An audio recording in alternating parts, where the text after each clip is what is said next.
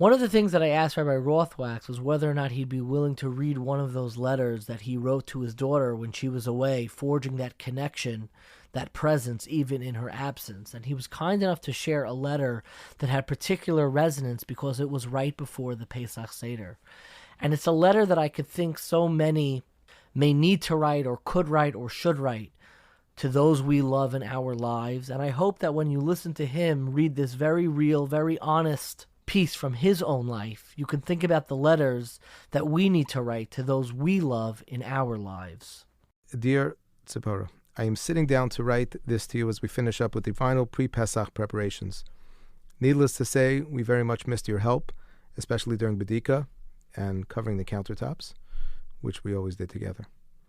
Even though you have spent many months in and out of treatment over the past few years, this is the first time and hopefully the last that you are inpatient over Yom Tov. I know how tough that must be for you, and we are so proud of how you are handling this difficult situation. I know that you will not be having a formal Seder tonight, but I thought that I could share a quick Dvar Torah with you, one that I think you will appreciate given where you find yourself at this time. Everyone knows that on Pesach we celebrate our freedom. We celebrate our freedom from slavery in Egypt over 3,300 years ago. But there is a lot more to Pesach than just that. We are taught B'chol dor v'dor chayev adam lirasas atzmo ki'ilu hu yatsa miMitzrayim.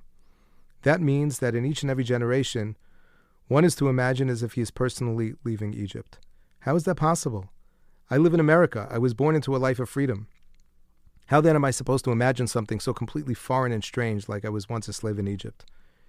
The answer, Tzipora, can be found when one looks closely at the Hebrew word for Egypt, which is Mitzrayim. That word has another meaning. The word Mitzrayim can also be translated as difficult circumstances. The word Mitzarim means situations in life when a person feels stuck, trapped, locked up, unable to move or escape.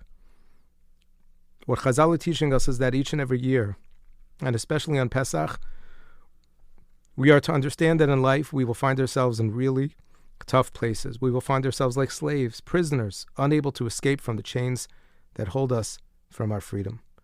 But just as important, on Pesach, we are also to remember that Hashem gives each and every one of us the ability to escape these prisons. He gives us the capacity to break away from those chains and earn our freedom. That is what Pesach is all about. Later on in this letter, I share another thought with her. On the last day of Pesach, we remember Kriyas Yamsuf.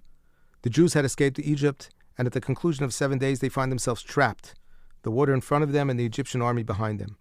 Everyone is frozen with fear. Men, women, children assume the worst, and there is no way out. Only doom ahead. Moshe cries out to Hashem, begging him for some miracle, and then Hashem says, Ma titzak elai, daber el b'nei Yisrael v'yisrael, which means, why are you crying to me? Tell the people to move forward. At first glance, this makes no sense. There is nowhere to go. The sea lies before them. How could they possibly be told to move forward? But there is one individual, whose name is Nachshon, who has the courage to realize that if Hashem has brought us to this point, and He's telling us to move forward, then that is what we must do. He steps into the cold waters, and suddenly the greatest miracle of all time occurs.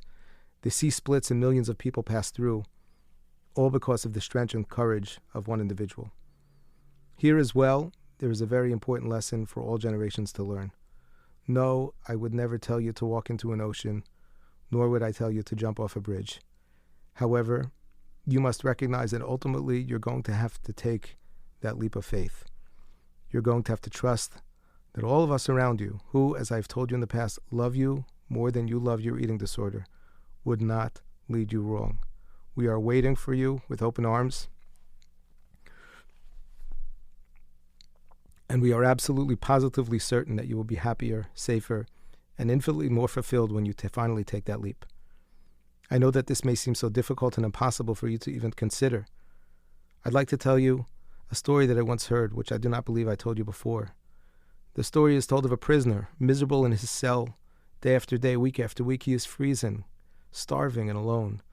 And one day he can no longer take it anymore, and he cries out. He calls to the guard, "Let me out! Let me out!" The guard comes running and looks at the prisoner with an expression of confusion. The guard asks, "What's the problem?" The prisoner quickly replies, "What's the problem? Are you serious? I'm a prisoner. I can't take it anymore. I want to get out of here. I want to leave now." And the guard looks at him and slowly says, "You obviously have not been paying attention. You see, the door to your cell is not locked. Your sentence ended a long time ago. You have been free to leave your prison and yourself for many, many days. You are keeping yourself prisoner. I'm not keeping you there. All you need to do is get up and walk out. And often in life, people keep themselves, confine themselves, waiting for someone to free them. Sometimes they need to realize that the door to their cell is open, and it is they who need to have the courage to open the door and walk out. As always, you are in our hearts and minds.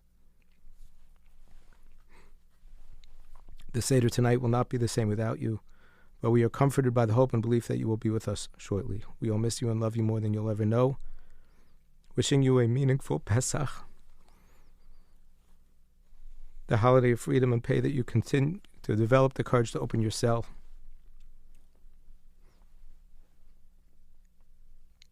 Walk out and come home to us once and for all. Here without you, always and forever. Abba.